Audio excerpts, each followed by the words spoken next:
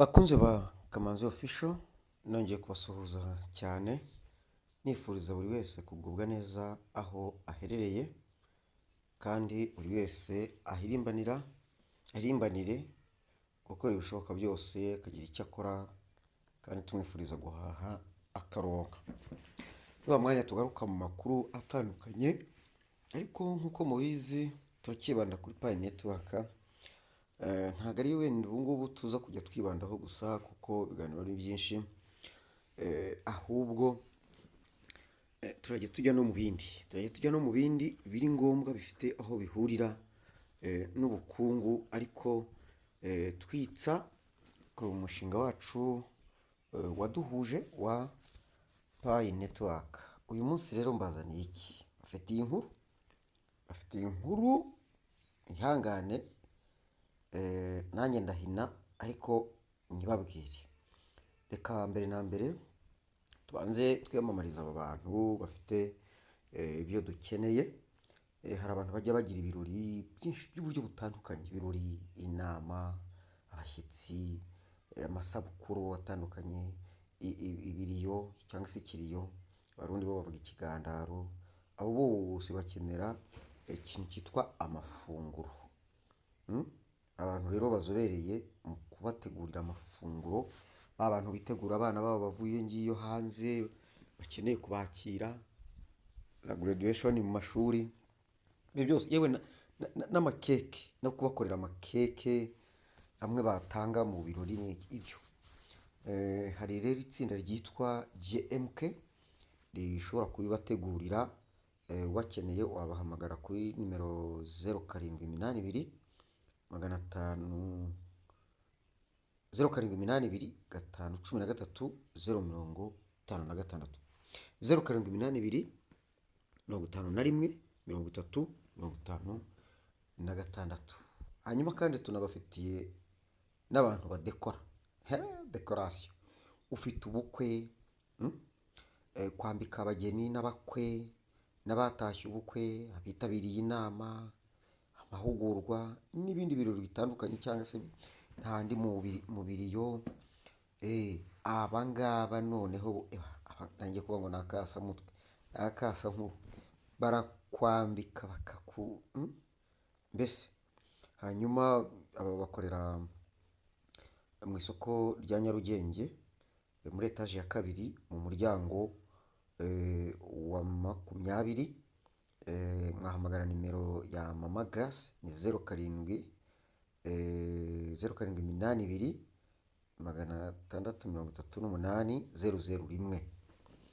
Yego, ngayo nguko. Hanyuma kandi reka tumenyeshe abantu bifuza ko tubafasha kumenyekanisha business zabo uko yaba ingana kose.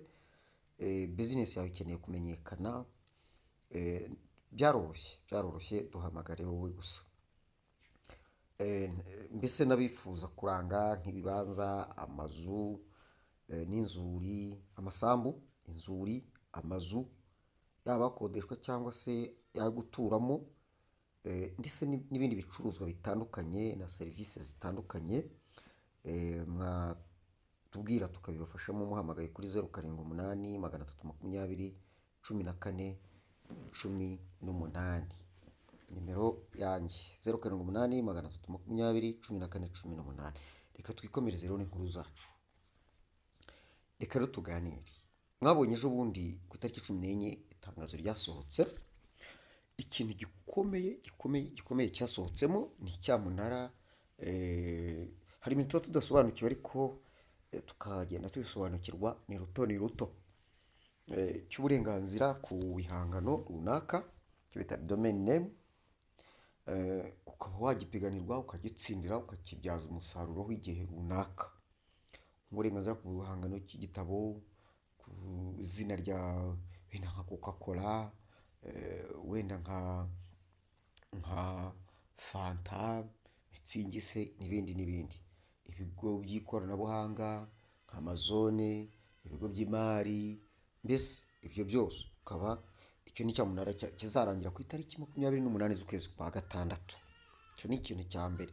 Ibi rero bigakorwa hishyuwe Pi cyangwa se mupiganwa mwishyura payi ni ugupiganwa. Ibintu by'icyamunara buriya nta kintu mbiziho ariko nzagenda mbimenya. Ejo natangiye kubimenyaho, batangiye kunyigisha nabyo ndi muvuno. Ndibuka mbere y'uko iryo tangazo risohoka nari nababwiye nti twiteze itangazo ridasanzwe, haba hari ibyo dukeka cyangwa tudakeka. Niko byagenze, hasohotse ikintu tudakeka, nubwo bamwe bajya babimpora ariko niko byagenze. Iryo tangazo rero mu by'ukuri ibi bintu ni ibintu biza kumenyekanisha payi ku rwego rwo hejuru, kandi bikaba byatuma izazamura agaciro ku buryo bukomeye, cyangwa se agaciro kayo twabonye kanditswe muri sisiteme zayo kataratangazwa ku mugaragaro cyangwa ukagira icyo kavugwaho kakazaba koko ariko icyo kigiye ku ruhande.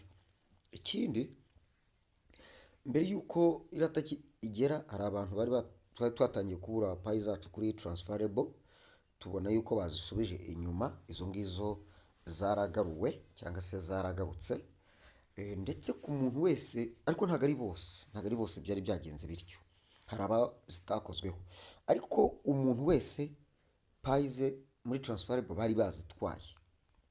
Hari ababizi bari babibonye n'abatarabimenye. Icyo nshaka kubabwiraho aha ngaha rero, niba uzi yuko wari warakoze lokapu y'100% utabishaka, utabishakaga, ariko ukaba waragize utya ukabona payi zawe bari bazitwaye muri transferable, ubu ngubu wemerewe kubihindura. Wemerewe guhindura iyo lokapu nta kibazo, ukayigabanya cyangwa ukayihindura uko ushaka. Noneho reka mbagire inama aha ngaha, aka gakuru mukumve neza. Dore umuvuno mwiza, murabona yuko harimo kuza imishinga yunguka. Bivuze ngo dukeneye payi zacu, si nkatwe twaziburutse imyaka 3 yose kandi nyinshi cyane. Ahubwo bigenze utya, boroka izo payi zawe, wowe byabayeho zikava muri transferable zikaba zagarutse, uziboroke 100% mu byumweru 2, kugira ngo bya byumweru 2 zimara kugira ngo wemererwe kuzikoresha uzazibone zose. Uzazibone zose. Ni ukuvuga ngo cyagiye uzaba wemerewe kuzikoresha zizamara ibyumweru 2 zirokinze, kuko nibwo uba uzigezeho uburenganzira. Oya, cyangwa zimara iminsi 2, zimara ibyumweru 2 muri zikimuka. Iziba locked ziba zirokinze nyine. Ubwo rero uzazirokinga ibyo byumweru 2 nibishira uhita uzibona zose. Ujye uzirokinga nibura ibyo byumweru 2 kugira ngo nihaza agashinga bya byumweru 2 bishira uzibone uzikoreshe umushinga ufatika. Aka nako kagiye ku ruhande. Ingingo ya 3 ni abantu bari barahawe deadline. Ira deadline, dore icyo twabonye, bamwe bari bafite KYC batayikoze, yagiraga cy'agasanga bayimwatse. Ariko uwo batayatse, muzi uko byagenze, uyu muntu batangiye kubahana. Ejo namenye abantu 3 rwose babihaniye. Ukuvuga ngo cya gihano cy'uko utujuje minor checklist cyangwa se ngo uzuze KYC, ukuri koko barabihaniwe. Nk'urugero, hari uwambwiye yuko yari afite payi 170 zirengamo, yasigaranye bamutwaye payi 100, hagati y'100 n'105 gutyo. Namwe murabyumva, murumva rero ko cya gihano cyubahirijwe. Ni ukuvuga ngo bamutwaye za payi ya mininzi mu gihe cy'amezi 6 ya cya gihe cy'imbabazi. Ubwo rero bahawe ikindi gihe cyo kugira ngo buzuze ibisabwa. Buri wese nubwo bamuhannye ariko bamuha igihe. Turaza kumenya uko bimeze kubo bagiye babihanira, ntituza kubura abo duhamagara kugira ngo baduhe ubuhamya. Hanyuma ndabara ubwo ngubwo igihe tuza kuba turi nko kuri Ihumure TV. Hanyuma ibi ngibi tubijyanishe n'amezi twahawe, amezi 3. Urumva kugeza mu kwezi kwa 6 ntago mining irahagarara, turacyamayininga, ariko bishobora guhagarara, ariko nta kintu byavuzweho. Ariko nubwo bitahagarara, dukeka ko muri uko kwa 6 bishobora guhagarara. Icyo ngira ngo mvugeyo hano ni iki ngiki. Iki gihe duhawe dukwiye kugikoresha uko bishoboka kose umuntu wese utaruzuza ibisabwa kugira ngo abyuzuze. Ndacyakomeza kwakira ababikeneye. Wowe icyo ukora, niba ushaka ko ngufasha urampamagara, ntugahaguruke utambajije, kuko niba ndi mu kazi, niba ukeneye ko ngufasha, hari ubwo urumva mba ngomba rimwe na rimwe kwigomwa kugira ngo ngufashe. Icyo ukora ni iki: urampamagara ukambwira uti mfite ikibazo muri payi nkeneye kumfasha, ntakubona he cyangwa se nagusanga he, nkakurangira aho ndi, ko hari igihe mba nagiye mu ntara cyangwa se mpari ariko ndi ahatari hafi yawe, mbese muri make ukamenya gahunda mfite ku buryo twabonana cyangwa ntitwabonana. Yego, iki nacyo tukiparikira ahangana ku musozo. Mumaze iminsi mubona ikintu cyitwa ngo confirm your migration, ukabona baguhaye wallet address yawe, bakakwereka email yawe, noneho bakakubwira ngo shyiramo password. Ndagira ngo nitangire umuburo, ibi bintu ntabwo turamenya ibyo ari byo. Ndagira ngo mbabaze, ninde ngiye uze kumpamagara umbwira uti narabikoze birangiye migration iraba? Ubu niwe nshaka. Nanjye ndi buhamagare nk'umwe cyangwa bangahe, igihe ndi buze kuba ndi kuri Humure TV, menye ko babikoze migration yarabaye. Abantu bagera n'ubwo bagusaba password. Nk'abantu mwe rero, ibi bintu ntabwo tubizi muri Pi Network. Tuzi yuko kugira ngo migration yawe ibe kuba team ikore, igusaba gusinya amasezerano muri 6. Naho ngaho tuzi. Usinyisha iki? Usinyisha passphrase yawe, nta kindi tuzi. Ibi bindi rero batatubwiye, kuko ibintu bigusaba passphrase kugira nubwo bigusaba password, mw'abantu mwe nimutitonda muzahura n'uruva gusenya. Ibi bintu ntabwo bari mu kubiha abantu bose, habe na gatoya. Abahakazi biroroshye kuguhakinga bakakwereka ibyo ufite byose, ariko bakagusaba yuko habura akantu ko kubyemeza. Iyo ubyemeje ubahaye inzira, ubahaye icumbi. Noneho rero abantu byabayeho bakabikora. Ngewe mu gihe tutarabona ukuri kwabyo yuko ari ibya kuba team koko, uwo muntu ngenda musaba yuko, cyangwa ndamufasha, uje ndamufasha, tugahindura, cyane cyane ubwo urumva ni ku bantu batarakora migration, tugahindura wallet address, twarangiza tukandikira tugahindura password, twarangiza byaba ngombwa tukandikira core team yuko hari some suspicious on my account, ibikeko bishobora kuba byarakorewe kuri konti yanjye, aribyo bitumye mpindura passphrase. Nkabasaba kumfasha guprotectinga cyangwa se kurinda konti yanjye, kugira ngo ejo cyangwa ejo bundi kwinjiramo bampakinze bibagore abo bahakazi. Ntabwo rero turamenya ibi bintu ngo ni ukuri. Reka turebe ninde mu babikora wabonye iyo migration kuko yabikoze. Hari ibintu byadutse ubushize ngo confirminga ngo kora ngo updatinga password, ngo nurangiza ukore sign out ngo urabona ngo migration. Nibyo koko hari ababikoze kandi bikaba. Ngewe nongeyeho no ku updatinga email, nahere iruhande na updatinga email, na updatinga password, nkora sign out, hanyuma ntagenda mbona bahise bazihimura. Ibyo ni ibintu byamaze iminsi nk'itatu cyangwa 4, ariko kubabikoze icyo gihe byadukaga migration barayibonye, ariko si bose, ni bakeya bayibonye. Ariko nibura bishobora, ntabwo byo byadusabaga passphrase kugera nubwo badusaba password. Ibi bintu mubyiteho. Ariko ibi ngibi byo byaje ari simusiga. Ibi birakurikira ikintu cyaje mu minsi ishize neza gisa na Pi n'ibirango bya Pi kibyikoreye, kikubwira ngo crime ya 314 Pi, ngo Pi 314. abantu bagiye babyemeza. Ndibuka ko hari umuntu wambwiye ati naracyemeje ati kandi nasanze payi zanjye zagiye, akarokora za zindi nibura yarokinze, naho iziri kuri available balance byose bikagenda.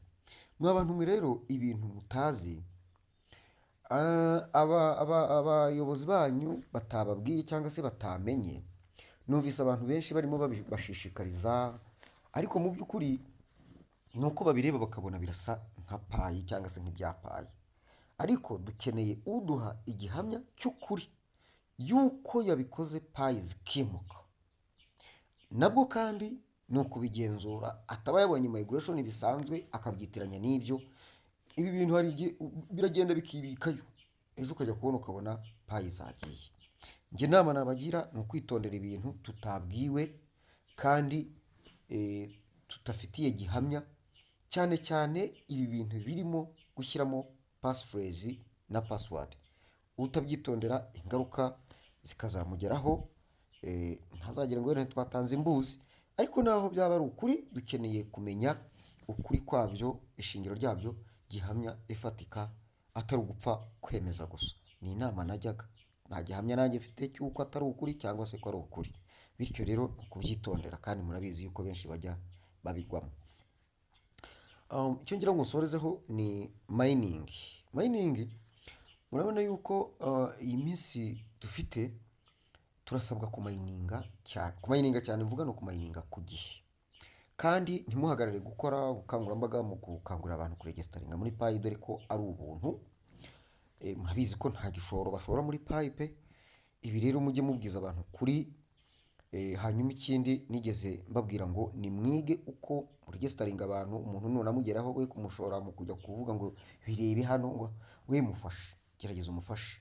Murebe ikiganiro hano kuri Kamanzi Official nimero 148 kibafashe kuregisitaringa muri payi nta makosa agiyemo. Nibiba ngombwa wenda tuzabategurira ikindi gihinnye kitarimo ibisobanuro, ahubwo cyahuranyije mu kuregisitaringa payi, kugira ngo noneho ujye ugisharinga kugira ngo kigufashe. Ibyo ndaza kugerageza kubikora. Ubu birasa nkaho tugiye gusubira inyuma. Ikindi ni uko mwibuke yuko tugeze mining rate ni 0.0029. Murumva ko payi irakamwa amakuru mu mining ku gihe, kugira ngo utu dupayi dusigaye tudukama kandi tubone. Kandi nimubwire bagenzi banyu, hanyuma ba bantu konte zasinziriye, aho mwibukirije konte irakanguka nta kibazo. Uwo bitazabishobora nyiyambaze mufashe nta kibazo, biroroshye. Bibaye na ngombwa umuntu ashobora, iyo uri umuntu uhugutse, umuntu ashobora kugufasha utavuye naho uri, iyo ariko uwo mwanya ndamutse nkubonye. Ariko ibyo bikorwa cyane cyane ku muntu ujijutse. Ufata indi telefone ku ruhande akaba ariyo tuvuganiraho, hanyuma ugafata ya yindi twamaze gutegura igihe tukabikora. Nkakubwira kanda gutyo, kanda gutyo, kanda gutyo, kanda gutyo, rwose neza cyane. Hanyuma ndagira ngo nsoze mbararikira yuko mu kiganiro gikurikira tuzakurikira video itwigisha uko batanga ikirego muri core team ku muntu wese wibwe payizi. Mushonje muhishiwe, ubu ngiye gukaza umurego mu kugira amasomo amwe namwe umuntu yabigisha. Nanone ubu ndasa nk'ufite akanya, noneho nabwiye ko wenda nyuma ya tariki 14 nzagerageza gushaka akanya. Nge twari mu nkubiri yo kwitegura tariki 14, kabona nta karuhuko mbona, nta buhumekero, ariko ubu ndabona ibibazo bisa nk'ibyacogoye. Turajya tugenda tubitunganya ibyinshi nkuko ikwiriye. Hanyuma rero niba ukeneye ko ngufasha kuri account ya payi, icyo ukora urampamagara. Utamfatishije ntaho ujya, iyo utamfatishije hariya mba ndi mu kazi nyine. Hanyuma umfatishirije imbazo uti mbwira uti mfite ikibazo kuri payi nkeneye ko umfasha, nakubona nte, hanyuma tuhane gahunda. Utazahaguruka ngo uze aho wumvaga ndi cyangwa se wacikaga ndi, cyangwa nari nakubwiye ukumva ko nkihari, kuko iby'akazi biba bihindagurika. Ugomba rero kubanza kubaza umuntu, ntuhaguruke utaramfatisha rwose. Ngayo nguko ndifuriza buri wese rero kugubwa neza. Nyamuntu utarakora subscribe ayikore, dukomeze kunguka tugendana muri uru rugendo rwa Pi Network turi kumwe nk'abaziranye cyangwa se abakundana. Murakoze cyane, mugubwe neza.